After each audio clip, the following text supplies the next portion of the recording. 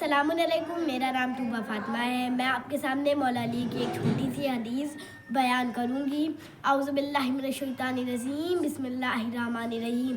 रसूल खुदा मेराज से लौटे, उनकी मुलाकात कंबर से हुई। कंबर से कहा, तुम्हें पता है मेरी रसूल अल्लाह से क्या बातें हुई? कंबर ने कहा, या रसूल अल्लाह, मुझे क्या पता होगा, आप बता दीजिए। रसूल खुदा ने कहा कि तुम पेट के हल्के हो, तुमसे बर्दाश्त ना होगी और तुम किसी को बता दोगे। कंबर ने कहा, मैं किसी को नहीं बताऊँगा। रसूल खुदा ने फरमाया कि अल्लाह ने मुझसे ये बातें की कि अली के चाहने वाले इस चौखट पर जमा हो जाते तो खुदा दोज़ख को कभी पैदा ही ना करता।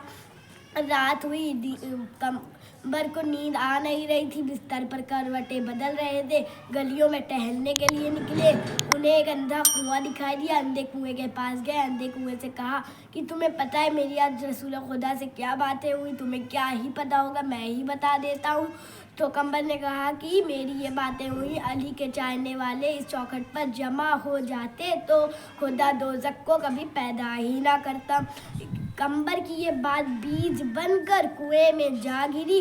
कुएं में बीज से दरख्त निकला, दरख्त से शाखें निकली, शाखों से पत्ते निकले। हर पत्ते पर लिखा था कि अगर अली के चाहने वाले इस चौखट पर जमा हो जाते तो दोज़ख कभी अल्लाह खुदा दोज़ख को कभी पैदा ही ना करता। सुबह हुई, अज़ान का वक्त था। हर पत्ता, हर गली, हर शहर, हर घर में जा गिरा।